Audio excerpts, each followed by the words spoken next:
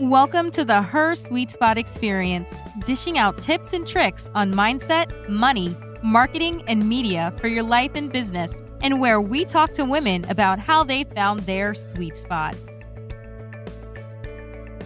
Welcome to the Her Sweet Spot Experience. I'm your host, Marcia Guerriere, and on today's episode, we'll be talking with Kaysian Gordon, NBA, CFP, and then there's an R, CDFA, R, CPA Wealth Advisor.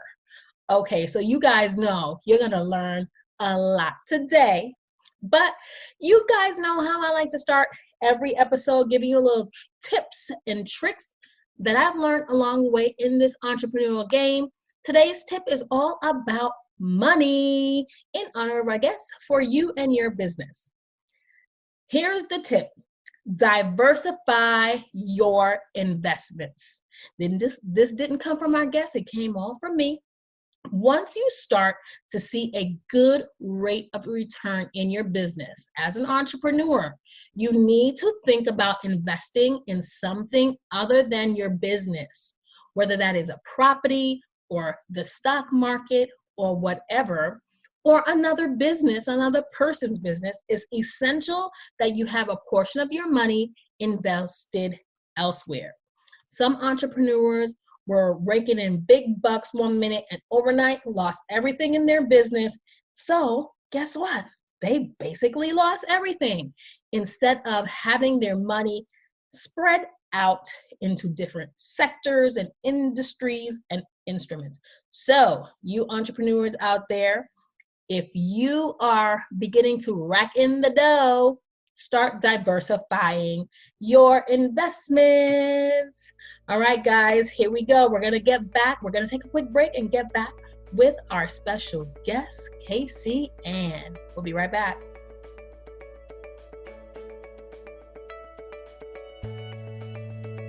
Her Sweet Spot is an online community for women influencers, leaders, and small business owners that offer coaching, education, resources, and networking opportunities for those looking to start or grow a business.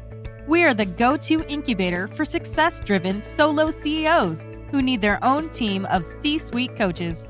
Here's where she will find her sweet spot in mindset, money, marketing, and media.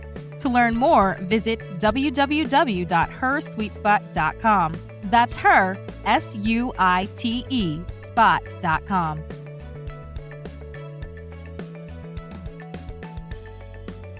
Hey everyone, welcome back to the Her Sweet Spot Experience, bringing you amazing guests and content in mindset, money, marketing, and media. Get your pens and paper out because you never know when my guests will be dropping some real nuggets and those aha moments that you entrepreneurs, solopreneurs, and solo CEOs need in your life. So let's get started. Let me tell you a little bit about today's guest. Kaysian is a seasoned professional who has worked in the financial industry for over 20 years. She is currently a wealth advisor at Clarus Group. Most recently, Kaysi was part of an elite 13-person team at UBS, where she spent almost 17 years providing financial guidance and investment strategies for the firm's ultra wealthy, managing in excess of $500 million in investable assets. Her clients consist of entrepreneurs, CEOs, CFOs of Fortune 500 companies. Wouldn't you want to be on that list? Prior to joining the team at UBS, Kaysi began her career in public accounting. She holds an undergraduate degree from Queens College, City University of New York in accounting and information systems. She also holds a master's in business administration from Fordham University and with a dual concentration in taxation and finance. In addition to her degree, Kaysi holds licenses as a certified public accountant, certified financial planner, and her insurance licenses and other industry licenses such as Series 7 and 66. Family and community are important to her. She currently serves as the chairperson for her church's Finance and Stewardship Committee. She also teaches her church's youth Bible class. Kaysi is a blogger and a published author of Walking by Faith and Not by Sight, Learning to Be Still in the Midst of Life's Chaos. She is a sought-after public speaker on both financial and faith topics. Kaysi enjoys being a mom, writing, reading, and traveling with her daughter. I'm so excited to welcome our guest today, Kaysian Gordon. Welcome, Kaysi. Thank you, Marsha. It is such a pleasure to be here. And by the way, I loved that tip. Too often we put all our eggs in one basket. And so if the basket breaks, guess what? All our eggs are broken. Right. So I love the diversification tip. And that goes not just for your business, but just in any financial endeavor as well. Absolutely. It doesn't even hold true just for entrepreneurs. It's really something that every person, every woman should really practice in their life, diversifying their money. The same way they diversify their spending habits, how we spend. It's important to save in different areas. So I want to get down to some business. Clearly, by the sounds of your bio and a little bit of what I read today, you have either been destined for the financial industry or have always had a passion for numbers. Tell me and take us back to the beginning of how you got introduced or started in the finance industry. So I hear my bio being read. I'm like, who's that? And it's always a little bit laughable. And sometimes when we look back at the history of it, it seems like it happened all at once, but it didn't. It happened over a series of the last 15 years or so, right? Right. So going back to somewhat of the beginning, in college, I was an undergrad in accounting, and I can't stress the importance of internship. I got an internship at UBS with that team. And from there, I worked with them for 2.5 years. And in my mind, I'm going to be an accountant, right? At least I'm going to start there. So Right. I always knew that I was going to get my CPA license. And then after that, I had no idea what was going to happen. So worked in my internship at UBS, really enjoyed it. Went out into public accounting, and I spent 2.5 years because I'm very exact. And then my former boss called me back, and he said, listen, the firm is going to this wealth management model. I want you to come back, think about it, click. So I had the opportunity then to make a decision as to what was next. Do I stay in accounting, even though I knew I was not going to be there for much longer, or do I take up this opportunity that I'd been given? And so I took that opportunity, and while I was there, I did all of the other things, whether studying on my own or just during, I got my MBA during the night. I went to night school for 4 years. One of the things that I always emphasize that whether you do something with the time or not, the time goes by. So, and it wasn't until actually in the last year that I learned that I'm a high learner, hence all the degrees and certifications, just because I genuinely enjoy learning. Right. So that's how I got started. And I can't tell you that I knew that I was going to always be a financial advisor. However, I'm good with numbers, and just also my way of relating to people and understanding the bigger concepts and being able to explain those in a way that pretty much a lot of people would understand, and making it simple. So you said a couple of really awesome things just now. You said you can't stress enough the importance of internship. And I think that is such great advice, especially for maybe people that are somewhat new and probably just maybe coming out of college or just really changing careers altogether. An internship is one of the greatest ways to be, like you, introduced into something totally brand new, right? Right. And I think that is great. And like you said, the opportunity presented itself. And it's important that we don't like snooze at opportunities, right? Absolutely. You also mentioned that you were good with numbers, so you knew that you were going to use that skill set you had with numbers to go into a numbers field. I think so.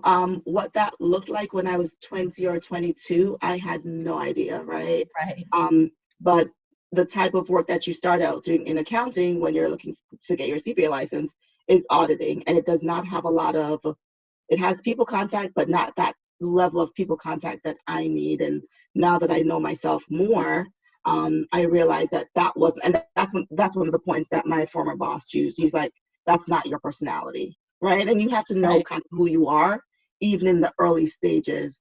And even going back to the internship, sometimes you're going to take opportunities because they're opportunities. They may not be paying you what you would like or hope, but because it presents itself as such a learning experience. Right. And don't burn bridges. You never know which bridge you're going to need to cross at some other point. You know, I did not think I was going to go back. It was not something that I even thought of, but I ended up going back and spending 14 years there. Wow. Don't burn your bridges. And so my next question, and something I wanted to get into, is just like, let's fast forward to now and the transition you made from corporate America to being your own boss. So, we do know that, other than the freedom of being your own boss, was there something or that really, really propelled you to say, I gotta leave and do my own thing? Or was it just, okay, I've done this for a number of years? Or what was it that led you into full-time entrepreneurship? So many things that you just said. Yes, it was, I have a daughter, so I wanted to be able to have the flexibility of life that I didn't think I really had in the way I needed it. I think the culture had changed over the years in my team, and I wanted something different. And I say that very cautiously, but with the truth. So, and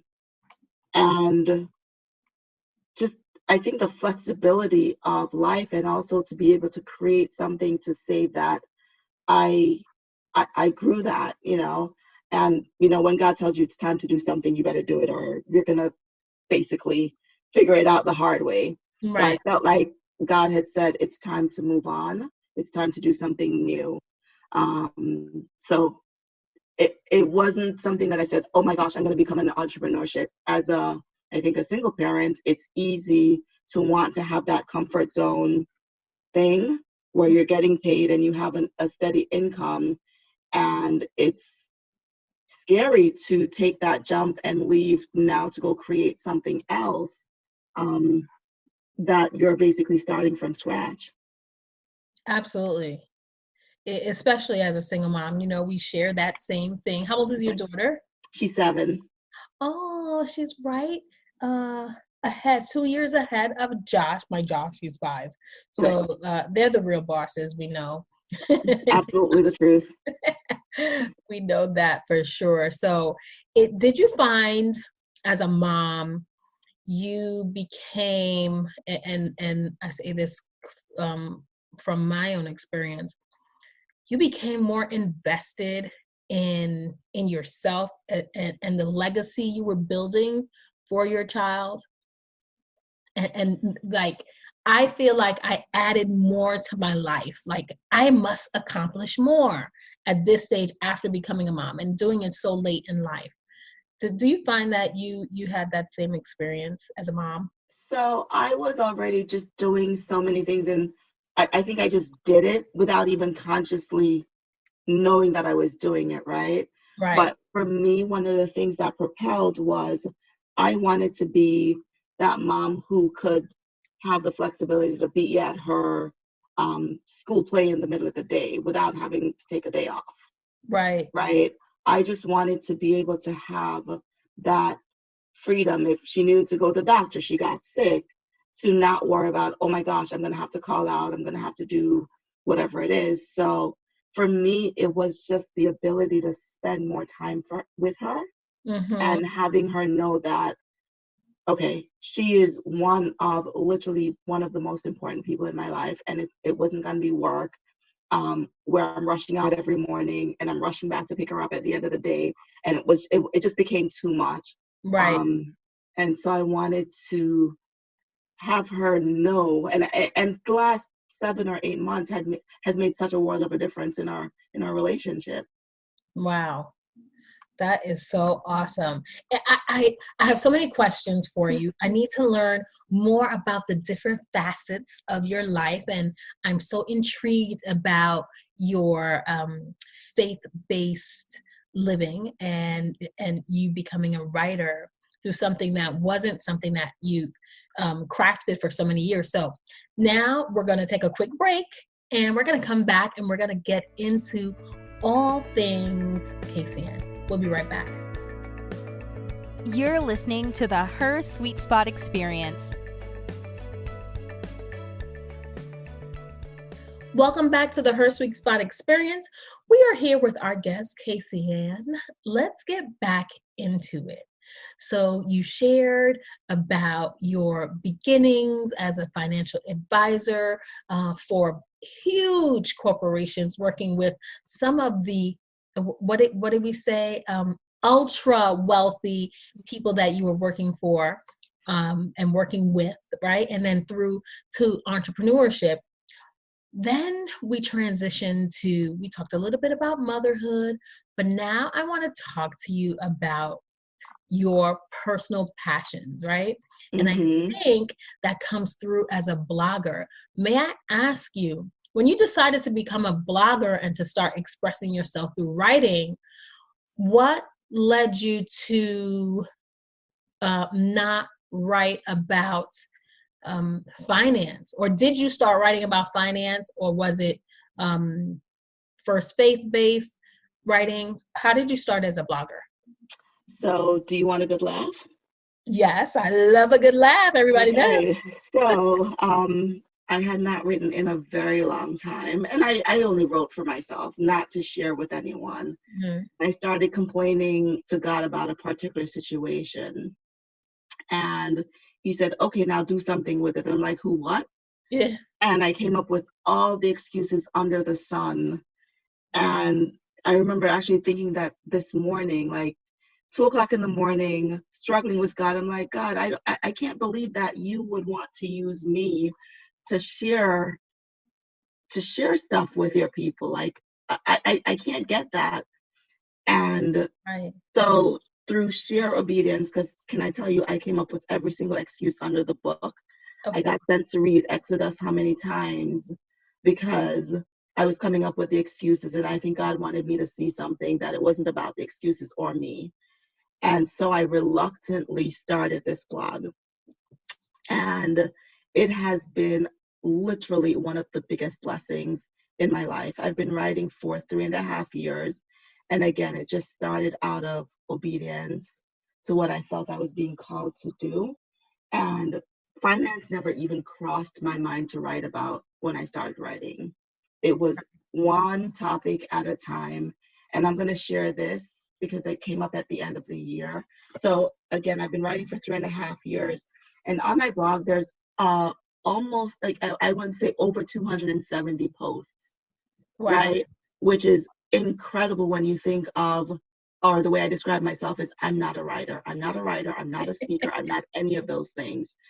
But through obedience and consistency, I've been able to publish a book and do just so many other things. And I think when God sees that we're trustworthy in one area, he allows us to experience more of him. Yes. Do you know what that means? Do you understand what I'm saying? Absolutely. Yeah. So it wasn't, I don't think if I acted with obedience to start writing, that I would have been able to get the other instruction to leave my job and actually say, okay, I'm going to leave this job that's pretty secure. I've been with the team for a long time.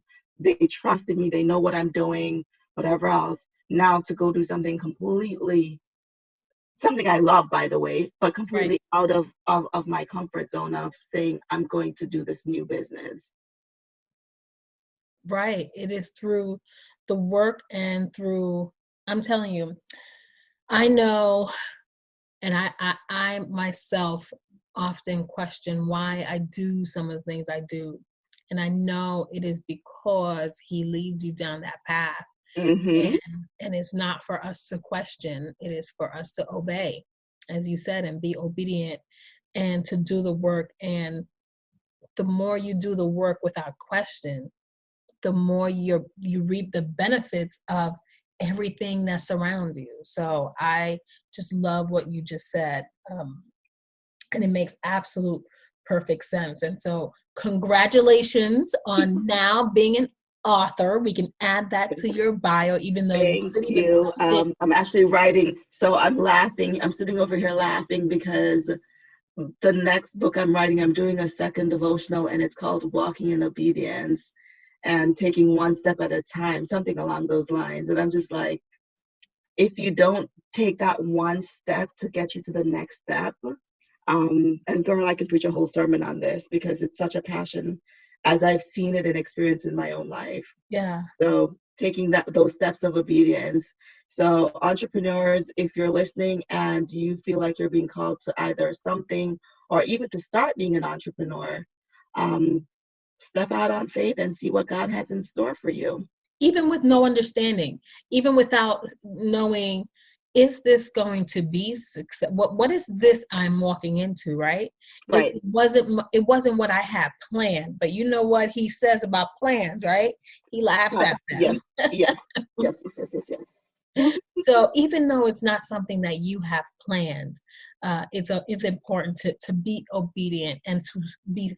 And so I love your book title, Walking by Faith, Not by Sight, Learning to Be Still in the Midst of Life's Chaos. Tell me what the book is about and really what people will learn from reading this book.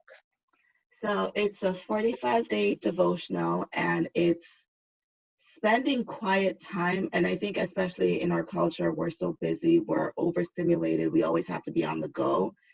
And I told you before that it was a 2:00 in the morning conversation where God said, okay, I want you to do this thing. Mm-hmm. And it's only when we slow down enough that we can really hear God's voice in his instructions, right? Right. So when we're constantly on the go, we're likely going to miss the signs and the cues that he's giving us. But when we start slowing down and having quiet time, like really meaningful quiet time with God, and it doesn't have to be an hour, it's entirely up to you, right? Right. So the readings are short, they're 2 to 3 minutes each, and it gives you a prayer, a scripture, and a thought to ponder. So it allows you to become a part of the process. Mm-hmm. For whatever the thought that was shared for that particular day, you're now able to think about it in response to your own life and to write that down for yourself. And again, because let's go back to the Bible. Habakkuk 2:2 says, write it down, right? Write the vision. So sometimes we have things that we want to do, and goal setting. I know you're doing the Envision thing coming up. Yes. And it's all about writing things down. So when we look back at it, we can see, oh my goodness, yeah, I either accomplished this or I accomplished more than I even had set for myself. Right. And to be able to go back and refer to the thing that God told you 2 or 3 years ago, for you to see it come into fruition now, right? So I've become such a big believer in writing things down and writing everything down, because I know that my frail human mind is going to forget some of the things that have happened and the experiences that I've had in the last couple of years. Absolutely. I know that Oprah taught us many, many years ago all about journaling, and she really helped bring that to mainstream.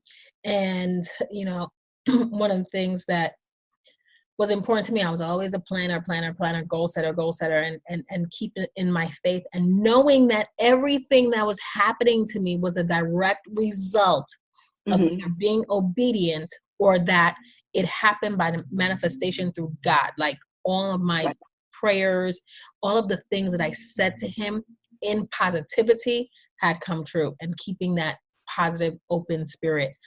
So I love this this book, and I look forward to sharing the next book with everyone. And I think it's important that people find an instrument like this that will help them really stay faithful while trying to do so much. And it's important that we do become still in the midst of our chaos. So that is great. So how do you merge the two worlds of yours? How do you combine or couple your financial work that you do with your faith? And do they ever kind of come together? So funny you should ask that. So last year I started working with a coach and highly recommend coaches, and I know you're one. I started working with a coach last year as I was in the midst of trying to figure out what my next step was, right? Right. And how it was going to play out and figure out life on a whole. I'd done what I did for many, many years. And one of the things he said to me is, have you thought about putting the two together? And for me, it had never really occurred because working in corporate America with the types of clients that we took care of, it was not something that I could really bring my faith into. Correct. Right. So I always kept finance separate. And then in the last few years, as I started writing and sharing on faith topics, it wasn't even a thought that, oh my gosh, these two. But when I get asked the question now, what sets me apart, it's because I bring that faith aspect to it. So I'm going to teach you about finances, but if you're open to it, I'm also going to teach you from a faith perspective. Yes. Right. So bringing it all together. So now I've started going to, and I've gone to a couple of churches where I talk about faith and finance together. I do a 20-minute sermonette kind of presentation, and then I open the forum to answering, and then make it into a workshop where I'm answering all these questions about pretty much anything you want to talk about finance related.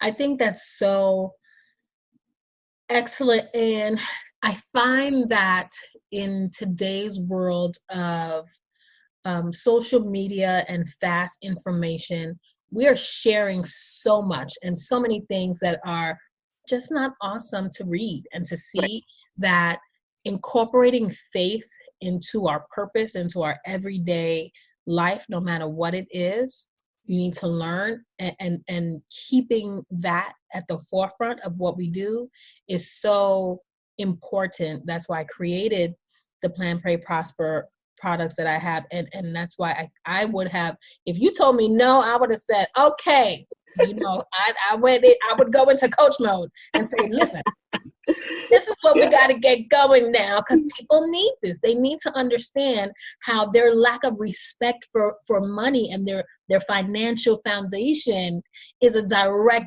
disobedience to God. So let me not go into it any further. Girl. All right.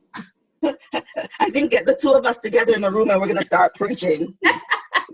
And I say all the time, I'm so not a preacher. I am trying to learn. I'm going to say positively, I'm trying to learn how to be better at memorizing things, and scripture being one of them. That's why I created my planner for myself when I did, because I'm planning, but I'm also trying to read the Bible and trying to pray on the things that I am, envisioning for my life. And so I needed that tool. And because I couldn't, and my friends were like prayer warriors, and you would hit your toe and they'd come up and just, Lord God, let's just bow our heads, and they would give you the best prayers, right? For any situation. And so I love when I'm surrounded by faith-based women. But guess what, Marsha? We all have different gifts. I would never consider myself a prayer warrior, but let me get up there and talk about finance. Yes. And faith, and put them together. And the word. Yeah. I want, before we, we could sit and talk. I told you we could sit and talk forever, right? We get into it. I get into it. And I just I knew this conversation would just be so amazing.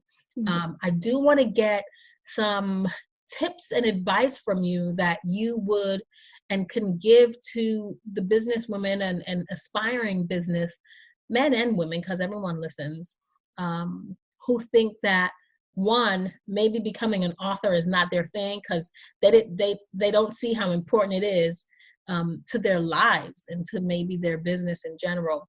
And taking that leap of faith and going full time as an entrepreneur. Okay, so let's start with the first question. So, as I shared before, sometimes we think we're writing for ourselves and we're not. We have a wider audience out there, but I would highly suggest start writing for yourself. And depending on your content, whatever else, get it professionally edited. Invest the money and get it edited and get feedback also from your friends and those who really support you or around you. Because I don't know if even though I felt the call to write, without having the support of people encouraging me, especially in the very early days when I'm like, what am I doing? I'm sharing my personal life.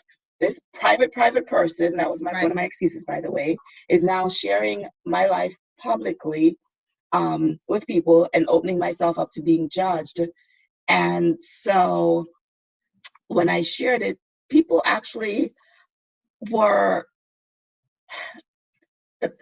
they just helped me along the process so much and made me realize that there is a need for my experiences and for me to show my experiences, right? And to share that with others. And now, having done it for so long, I get a lot more feedback than I did in the early stages.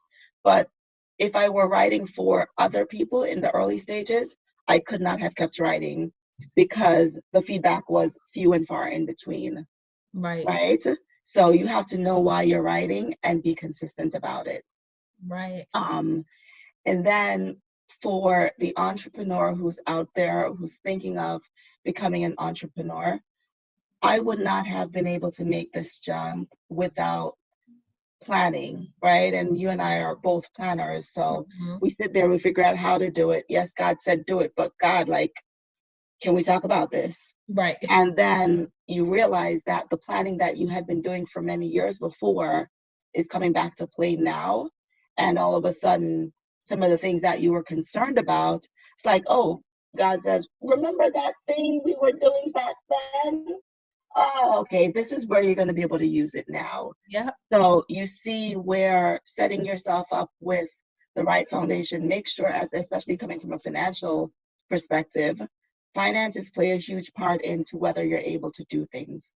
Make sure your credit is in order. And then not just for your personal credit, but it also impacts your business credit. So there are tools out there and free resources, especially in New York City, that will allow you and help you to how do you create a business credit profile and all the different things. And there's so many learning resources. I think New York City, organization, I think women entrepreneurs, there's SCORE that offer free mentorship throughout. So there are just lots of free resources for you to get your hands on. So I definitely highly recommend it. And your business, you will know what your business needs are in a way. Those services don't necessarily apply to me in a large regards because I already know a lot of the finance stuff. But I've been able to meet lots of great people through the programs otherwise. Yes. And network. Okay, this is the perfect time for a quick break. Right now, we're going to take a break for the Her Sweet Spot Mindful Moment with Natasha Nurse. We'll be right back with our guest, Kaysian. You're listening to the Her Sweet Spot Experience. Here is your mindful moment.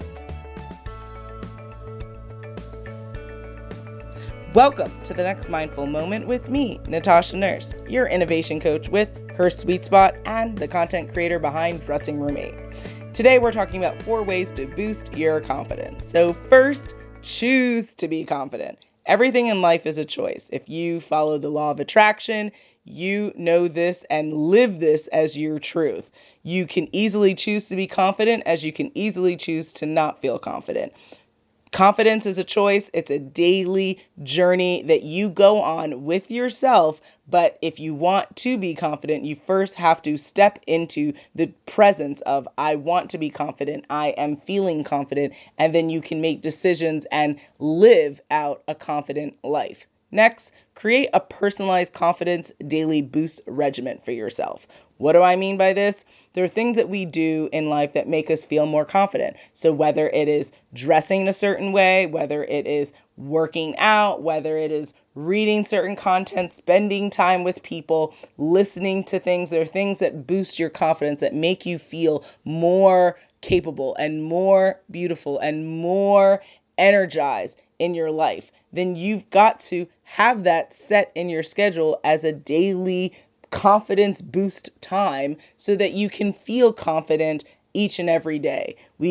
Like anything else in life, confidence is a journey, but it requires work. So you've got to put in the time and put in the effort to feel confident, to feel capable, to feel beautiful.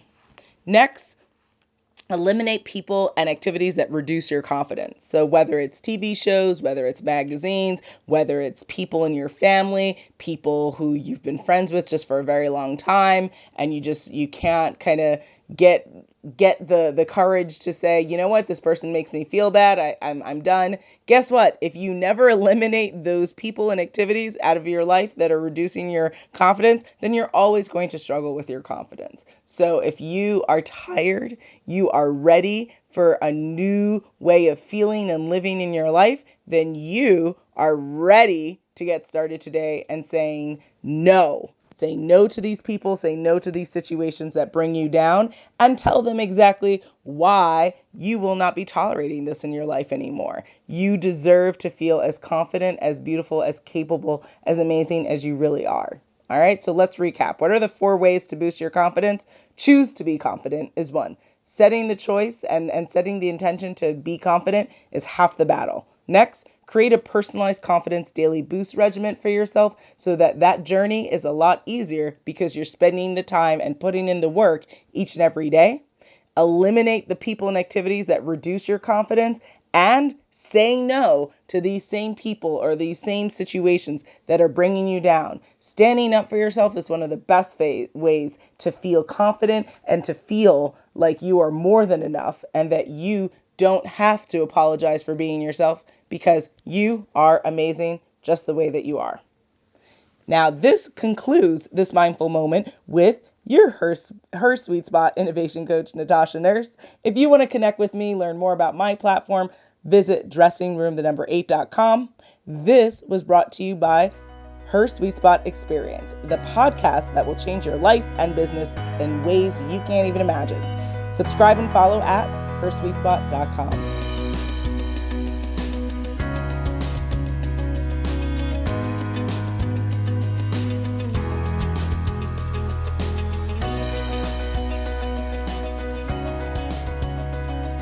So Kaysian, now is the time where I like to bring to you an article that I read online in the news segment. And I just want to get your feedback and your take on some of the things that I'm reading online and what they're teaching people out there on the World Wide Web. Are you ready? Absolutely. All right, let's go for it. So, according to an article in www.fool.com, I think that's the Motley Fool website, here are 5 retirement tips for 2020 and beyond that people almost nearing retirement or people going towards retirement should think about. Number 1, they say you should take advantage of catch-up contributions. In the article, they write, if retirement is on your radar, it probably means that milestone isn't all that far away. Usually happens when you start thinking about retirement. If that's the case and your savings aren't up to par, then it's time to get serious about boosting them. What are your recommendations for people that are either nearing retirement, or what do you advise in terms of catching up your contributions? So even before we get to the ones who are nearing retirement, let me step back a little bit. I will definitely answer that question though. start planning as early as you can. So if you're in your 20s, start planning. If you haven't started in your 30s, start planning. The earlier you start contributing, the more it has an opportunity to grow. So you haven't been able to accumulate and put away as much as you'd like. And now the catch-up contribution, there's an age on that. So over 50. So I think the rationale behind it is you've already paid a lot of the expenses for your kids. Now you might have extra money. The government allows you to put away, and depending on the retirement saving vehicle, they allow you to put away either, I think it was 5,000 last year. I'll double check that number. I think it went to 7,000. Right. So I'll double check what that number is. So it increases every few years to adjust for inflation. And in an IRA, it was like $1,000. So it depends on what the saving tool that you're using that allows you to put away that extra money. I highly recommend it, because even if you're able to put away, let for ease of math, use $5,000. If you're able to do an additional, and by the way, this is on top of you maxing out already what you're doing, right? So hypothetically, in 2020, you're at $20,000 that you're able to put away. So you're able to now put away $25,000. That extra $5,000 of catch-up contributions over 10 years, that's an extra $50,000. And that money, if the market's going up, if you're in a good economy, good markets, it's increasing. Yes. Excellent. Number 2 of the 5 retirement tips for 2020 and beyond, according to Fool.com, is know how to invest your retirement savings. The article says the closer you get to leaving the workforce, the less aggressive your retirement investment should be. The reason? If the market tanks heavily in the near future, you may not have the time to recover from losses before you need to start taking withdrawals from savings. What do you say about that? So that's standard guidelines, and it makes a lot of sense. But if clients don't have a lot of money in the retirement and they have a lot of personal assets, which might happen, especially if you're an entrepreneur and you weren't putting away in, you weren't really putting away in your retirement, but you had money saved in personal name, you might not need to do that. But ordinarily, yes, you want to be less aggressive as you get older, because especially if you need that money, you don't want the market to have a decline like it did in 2008. And you're going to need the money in the next year or two. So yes, you want to start looking to potentially reduce your risk, your exposure. Right. All right. Thank you. So number 3 of the 5 retirement tips for 2020 and beyond, according to Fool.com, is sock away funds for future healthcare costs. They say there's a good chance healthcare will be your greatest expense once you leave the workforce. That's because you'll be on the hook for medical premiums and deductibles, and you'll also need to grapple with the coverage gaps many seniors face. That's why it's wise to set aside funds specifically for healthcare purposes, and to this end, a health savings plan, or HSA, is a good bet. Before I turn it to you, let me just say, I so agree with this, because I have been, and it's something that it's important people start talking more about, because at work, I get the option of doing a flex spending or this health savings account. And for years, I've opted for the flex spending. And then it's a use it or lose it. So you wind up, like this past year, I wind up having money left over. So I started purchasing frivolous stuff because I didn't want to lose it and give it away to the government. So I purchased things that were probably unnecessary. I got extra dental work, so that kind of worked out for me. But had I had this savings account, I could have banked it, right? What are your thoughts on the health savings accounts? Can I tell you, it has been one of my savers now, as someone who transitioned from corporate to entrepreneurship, as I've considered my own medical costs. Yes, please. So it, like you said, the flex spending, if you don't use it by a certain date, you're going to lose it. right? So you end up having to buy just something so that you're not losing your money. Right. However, for an HSA, and it's only available if you're in a high deductible plan, so it's Yeah. not available to everyone. But if it is available to you, I highly recommend it, and I highly recommend maxing it out because it gives you a tax deduction. So you're putting in money pre-tax, and also you're able to accumulate these funds that rolls over year after year after year, and then you're able to take it with you when you leave the company That's the in an best part. HSA. Taking it with you. Yeah. Yep. So Awesome. Thank you. Number 4 of the 5 retirement tips for 2020 and beyond, according to Fool.com, is boost your Social Security benefits. Though you shouldn't plan to live on Social Security alone in retirement, those benefits could serve as a sizable income stream for you. Boosting them, therefore, is something it pays to do. The more you earn during your career, the higher your benefits stand to be, since they're calculated based on lifetime earnings. So don't grow complacent at work just because your career is winding down. That's pretty sound advice, and I've never heard it in that perspective before, because I do know many people that are just happy to have the level of job that they have and the salary that they have.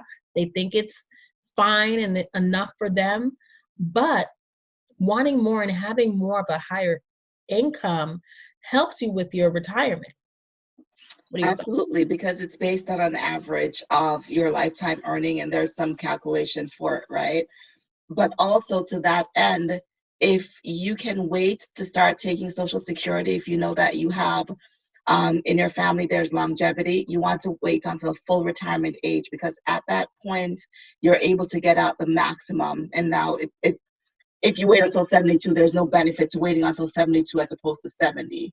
So if you're able to actually wait until age 70 to take it, you will be able to take out the max or receive the max that they're going to give you, Well, as opposed to when it becomes available to you at whatever age it is, either 62. And I know they're changing some of the rules.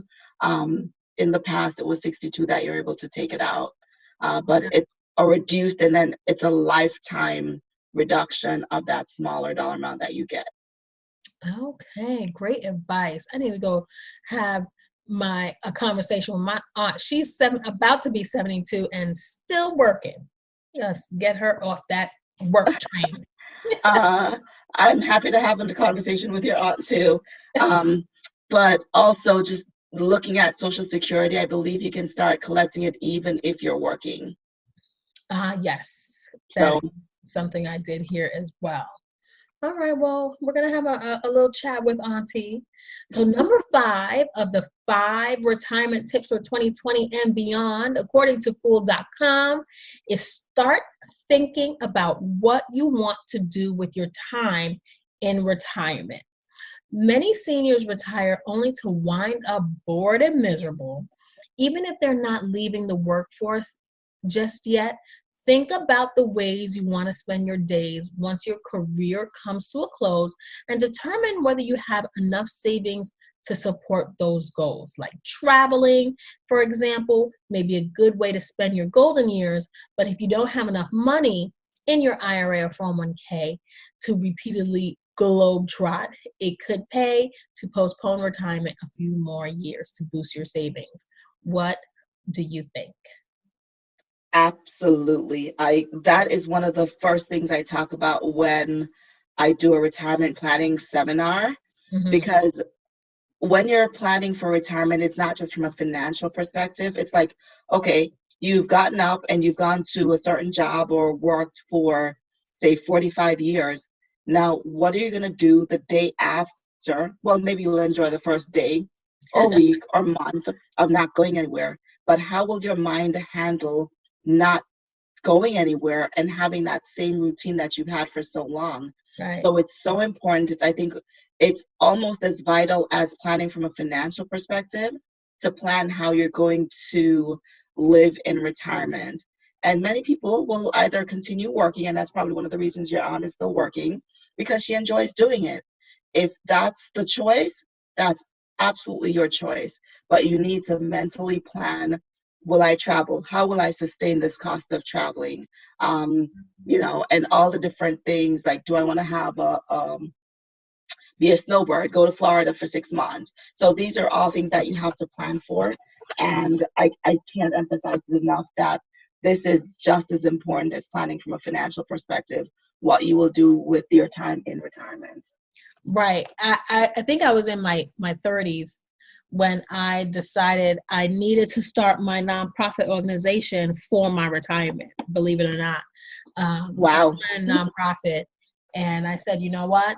I also started it to also give my mom and my aunt something to look forward to. You Right. guys could have your own organization doing the things you love, and Right. yet my mom just retired, and now and she didn't want to, and they told her, you're paying us to work here. Wow. Go to retirement. Wow. And so even after she learned that, it still took her a year or so before she did retire. And now she's happy, but she does have that feeling of, okay, what am I doing now? Now she's taking care of young Joshua. So she's got a little gig going on for her now. And she can do so much, when she's not taking care of little Joshua. Like, he's in school some part of the day. Does she want to volunteer? Is there either an organization that she wants to work with, or maybe a section of the population that she's very passionate about helping? So there's so many different things that you can think about how you want to spend your time in a way that makes you feel satisfied. And the benefit is that you're not doing it 5 days a week from 9 to 5 or whatever your hours are. You can set your own hours to do the things that you enjoy. If it means 3 days a week or 2 days, but you have something to look forward to. Well, I look forward to my retirement life, and I am hopefully doing some of the right things. I probably need to add extra to my 401k, because I did use some of that money to purchase my first home many, many years ago. So I probably have some catching up to do. And now's the time for me to start thinking about it. So I appreciate you for chatting with me today and taking the time to give us some feedback and tips on how to plan for retirement. You're welcome. It's my absolute pleasure. So before I let you go, tell us how and where we can find you, all social media platforms. How can we find your book? How can we hit you up for a consultation for our retirement planning?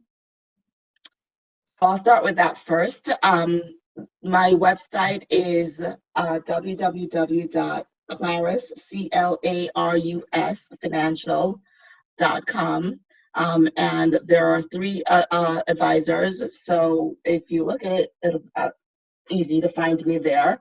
I'm also on LinkedIn, Kaysian Gordan, Kaysian, last name Gordon, Gordon.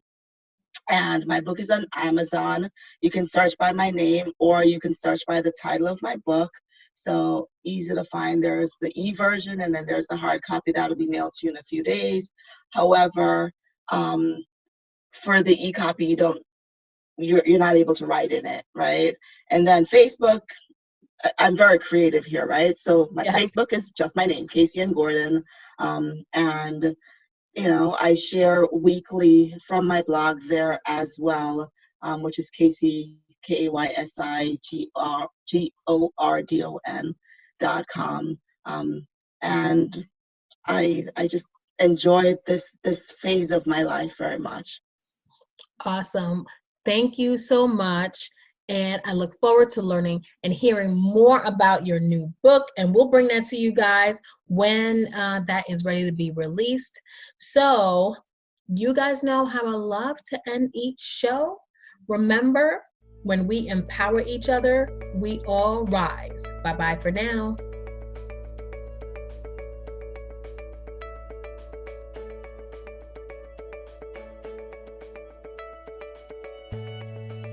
Thanks for joining us this week on the Her Sweet Spot Experience. Make sure to visit our website, www.hersweetspot.com. That's her, SUITE, spot.com, where you can become a member of our growing community and get great content for your life and business. Don't forget to subscribe to our podcast.